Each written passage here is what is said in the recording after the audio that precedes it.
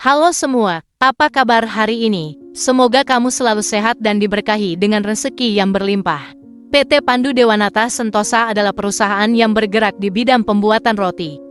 Pabriknya terletak di kawasan industri Greenland, Kota Deltamas, Cikarang, Jawa Barat. Perusahaan ini juga memiliki 7 toko bakery yang tersebar di kawasan Deltamas, Jababeka, Karawang, dan Cikampek. Hasu Minghu, seorang pengusaha asal Taiwan, adalah pemilik PT Pandu Dewanata Sentosa. Minghu tinggal sendirian di klaster Caribbean di Deltamas dan setiap hari ia datang ke pabriknya menggunakan mobil Fortuner. Perusahaan ini memiliki sekitar 20 karyawan, di antaranya adalah Sari Sadewa, sekretaris perusahaan yang merupakan tangan kanan Minghu. Namun, akhir-akhir ini, Sari, sang sekretaris, tengah sibuk, bukan dengan pekerjaan, melainkan dengan mencari dukun untuk menyantet Minghu. Mengapa Sari ingin mencelakai bosnya? Semuanya bermula pada November tahun 2018, ketika Sari berada di kantor bersama Minghu. Pria itu memaksa Sari untuk berhubungan intim dengannya. Sari tidak dapat menolak dan akibatnya sangat fatal. Pada Desember tahun 2018, Sari menemukan dirinya telat menstruasi. Setelah memeriksakan diri ke RSUD Cibitung, ia mengetahui bahwa ia telah hamil selama 2 bulan. Sari panik dan memonfirmasikan kehamilannya kepada Minghu, meminta tanggung jawab dan pernikahan. Namun, Minghu menolak dan menyuruhnya menggugurkan kandungannya, sambil memberikan uang sebesar 10 juta rupiah. Sari merasa bimbang dan tidak segera melakukannya, bahkan sempat pergi umrah pada Februari tahun 2019.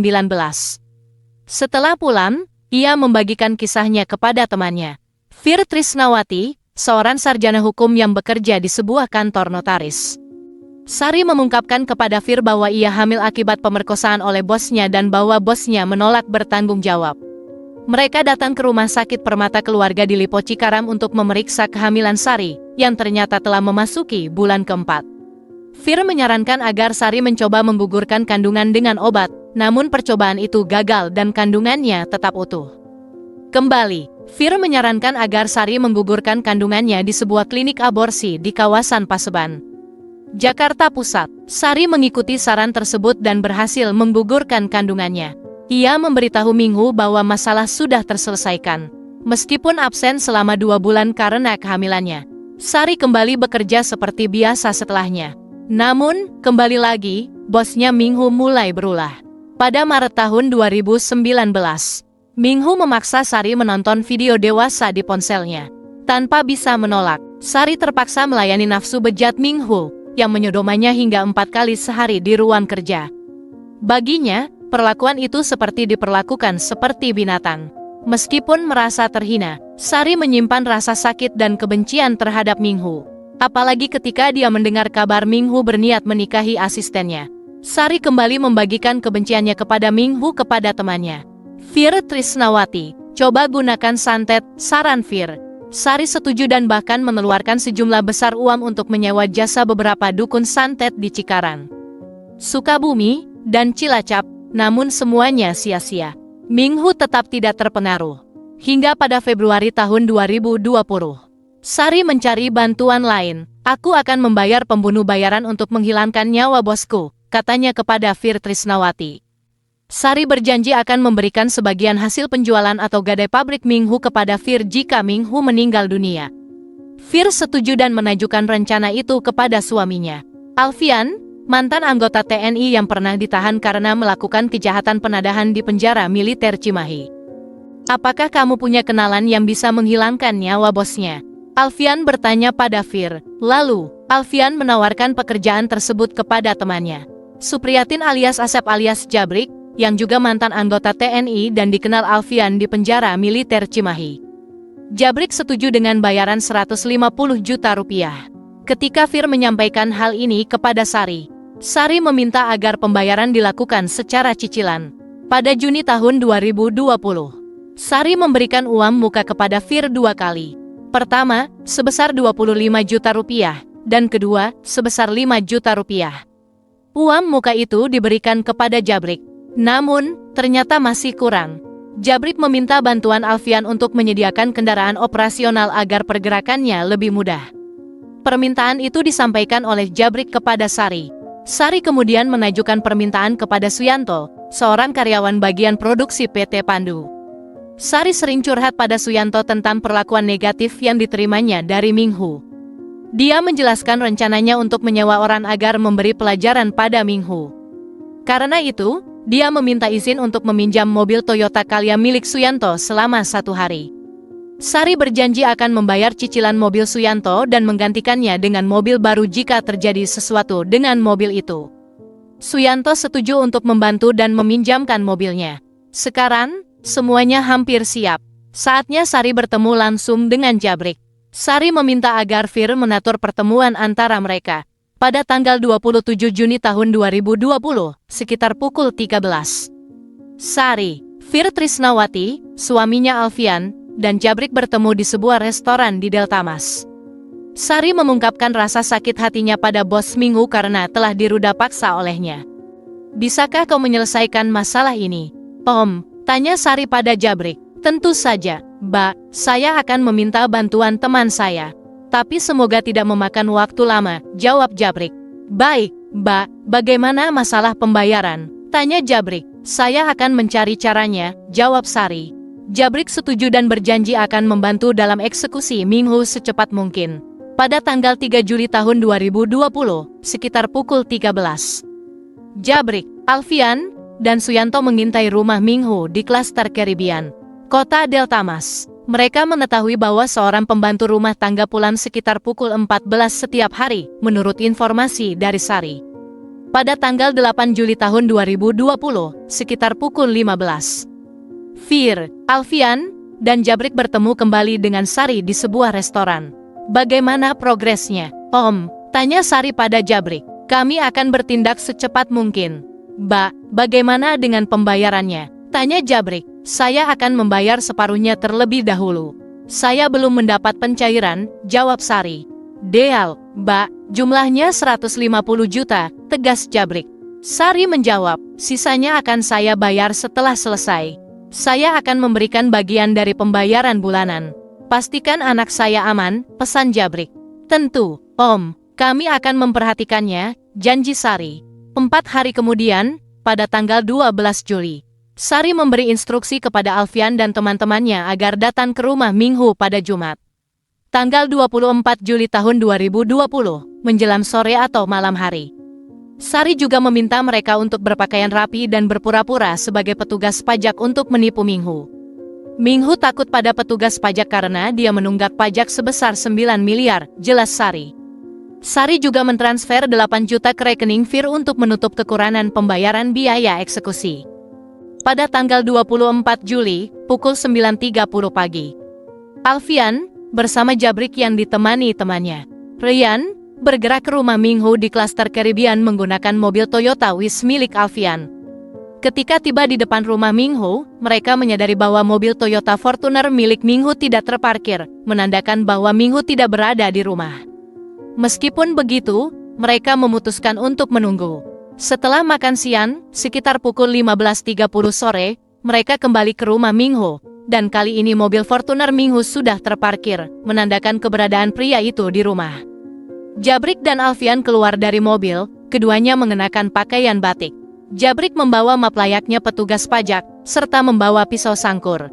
Saat mereka mengetuk pintu, Minghu langsung muncul. Jabrik dan Alfian memperkenalkan diri sebagai petugas pajak.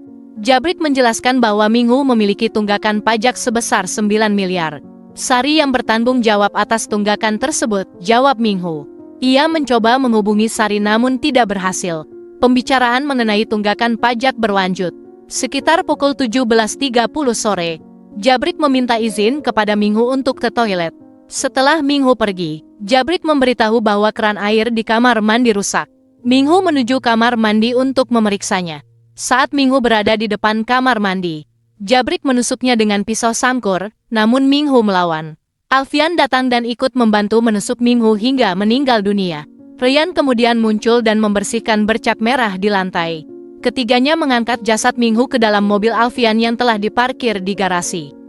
Setelah mengunci rumah dengan mobil Alfian, Jabrik membuang jasad Minghu di kawasan Subang, sementara Alfian dan Ryan kabur dengan mobil Fortuner Minghu.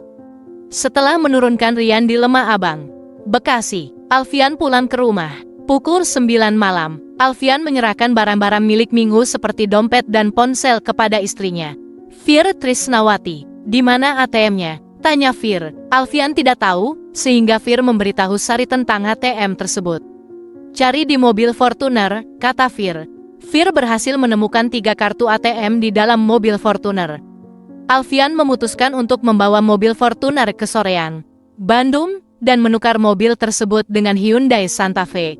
Esok harinya, Fir menyerahkan barang-barang Minghu kepada Sari di sebuah restoran di Grand Wisata Tambun, Bekasi, yang terdiri dari dompet, ponsel, dan 3 kartu ATM.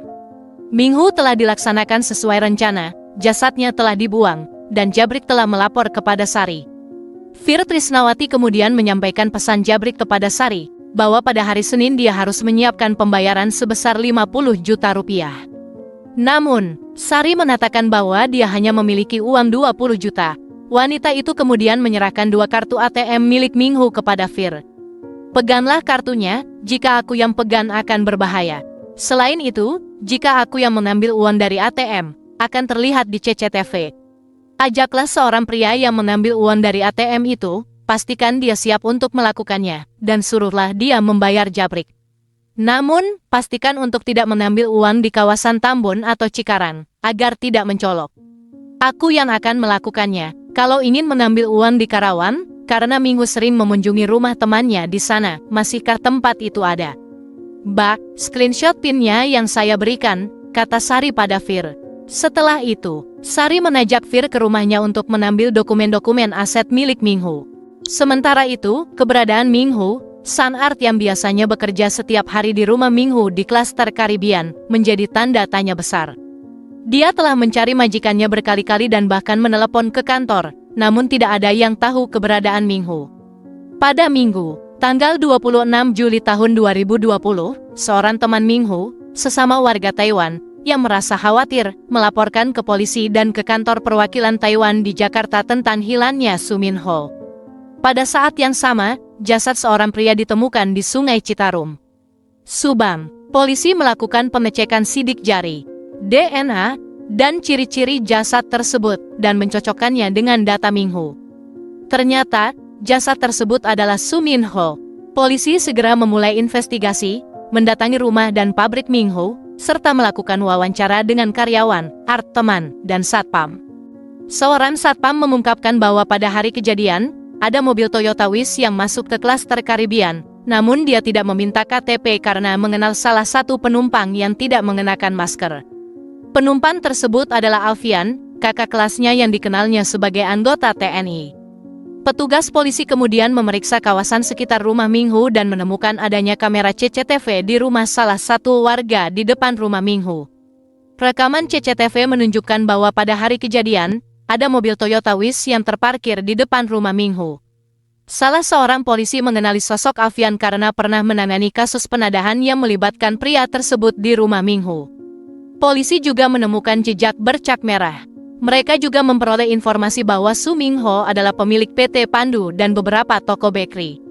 Semua aset Minghu didaftarkan atas nama beberapa karyawannya dengan alasan bahwa dia tidak memiliki KTP Indonesia. Sertifikat rumah kontrakan milik Minghu di Hegar Mukti didaftarkan atas nama Suyanto, salah satu karyawan di bidang produksi. Namun, mayoritas aset Minghu didaftarkan atas nama karyawan kepercayaannya, terutama Sari Sadewa. Sari telah bekerja di PT Pandu Dewanata Sentosa sejak tahun 2006. Awalnya, dia bekerja sebagai SPG, kemudian naik menjadi kepala toko, kepala gudang, asisten produksi, asisten sekretaris, dan akhirnya menjadi sekretaris, meskipun hanya dalam catatan resmi.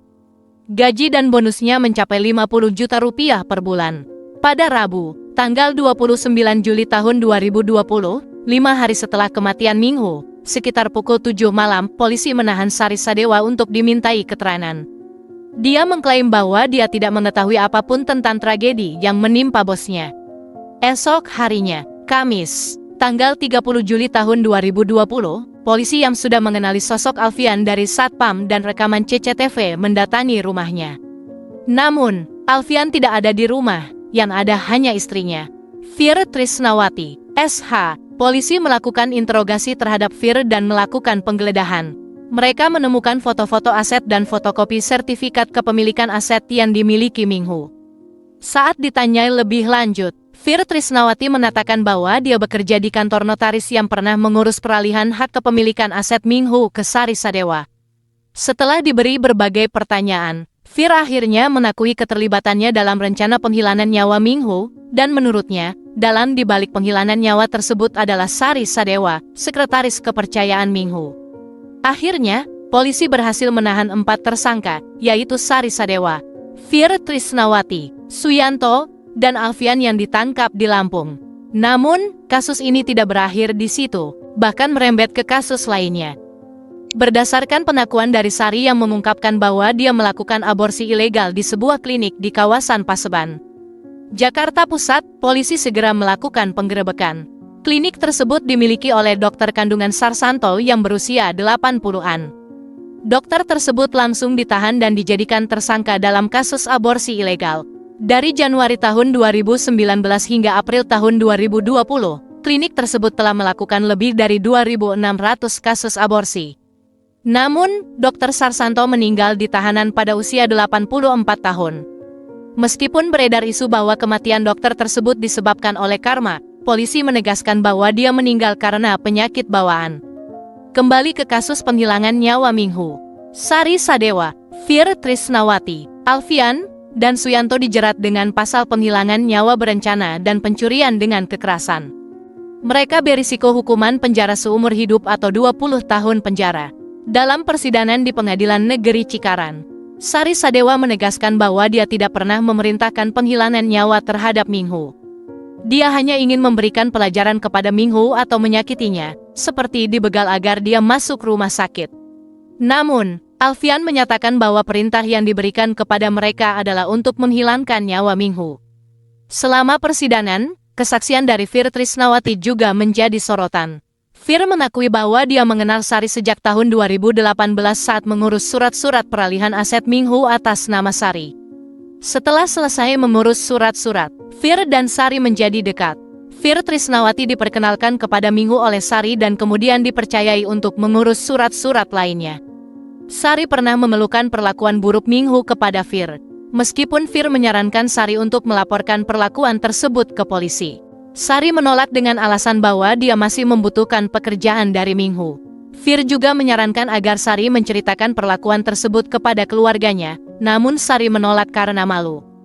Fir menegaskan bahwa dia tidak pernah menyarankan Sari untuk melakukan aborsi, meskipun mereka bersama-sama mencari dukun untuk menyantet Minghu. Fir Trisnawati mengklaim bahwa Sari sebenarnya ingin menghilangkan nyawa Minghu bukan karena diruda paksa, tetapi karena aset Minghu yang sudah ditransfer ke nama Sari. Ternyata, Sari sudah menggadaikan semua aset Minghu, termasuk 2 ruko, 2 rumah, bahkan sertifikat pabrik roti yang dimiliki oleh Minghu. Ketika Minghu mulai bertanya kepada Fir tentang sertifikat asetnya, Fir menjelaskan bahwa semua dokumen tersebut berada di bawah kepemilikan Sari. Minghu mulai merasa curiga dan mulai meminta penjelasan langsung dari Sari mengenai kepemilikan sertifikat tersebut. Sari merasa terpojok dan tertekan, sehingga pada akhirnya dia merencanakan aksi penghilangan nyawa terhadap Minghu.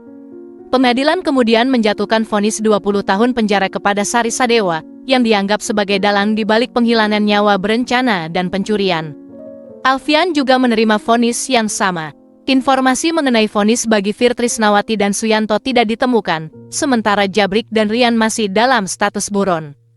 Selain itu, terungkap bahwa Minghu sudah memiliki istri di Taiwan. Pendapat dari psikolog forensik Reza Indragiri menyatakan bahwa kasus ini menunjukkan keterlibatan pelaku yang memiliki hubungan dekat dengan korban. Demikian video ini, saya berdoa agar kita dan keluarga terdekat kita tidak pernah mengalami insiden serupa. Semoga keselamatan selalu menyertai kita dalam setiap aktivitas. Terima kasih telah menonton hingga akhir. Berikan dukungan untuk channel ini dengan menekan tombol suka. Jika Anda memiliki informasi tambahan atau sudut pandang yang berbeda, jangan ragu untuk berbagi di kolom komentar di bawah.